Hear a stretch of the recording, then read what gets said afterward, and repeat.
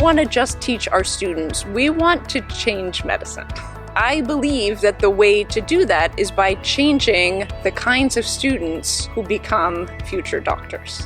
What I really want them to learn in their process of designing solutions to real clinical communication and visualization problems is I want them to develop a set of skills that empower them to see themselves as problem solvers. Understand that medicine is really about human beings and human connection.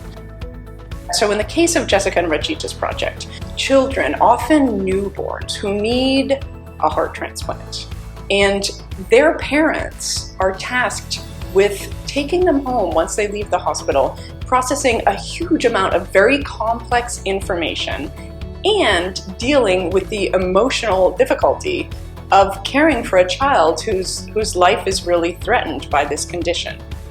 At the beginning of the semester, all of the student teams have a very specific problem that is stated in the form of a question. And it starts with, how might we?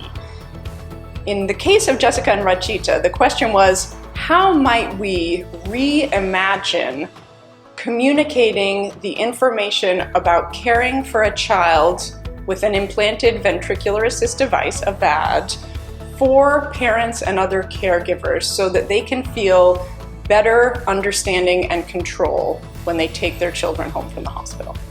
VADventure, which is our idea of creating an online educational platform that's like a game for kids to learn about their condition, their procedure, their equipment, and how to take care of it so that they can be the most independent that they can be.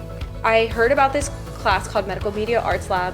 I really found a passion in this class working on this project. We were also partnered with a doctor from the medical center who was a project owner, and they presented us with a big question and we had to propose a solution by the end of the semester. Myself and Rachita and our teammates fell in love with the project and we really wanted to see it through.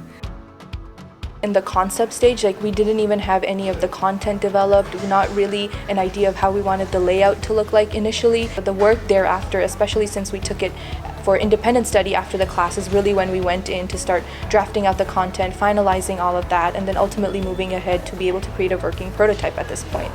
This is an incredibly exciting time for Medical Humanities and for the School of Humanities, in part because of the very strong partnerships that we have built with our colleagues in the Texas Medical Center, who have been wonderful mentors for our students and have created research opportunities for them that have led to all kinds of fantastic projects like Jessica and Rachita's. We just found out that this project that we've been working on for a couple of years now finally has a dedicated fellow at Texas Children's who is going to grab this project and carry it over the finish line even after Jessica and Rachita and everybody else graduates from Rice. So it's huge. It means that this project has buy-in from the hospital, from the department, it has legs, and it has a 3-year dedicated commitment to move it forward, not only for the VADventure project, but for all the other critical care facilities.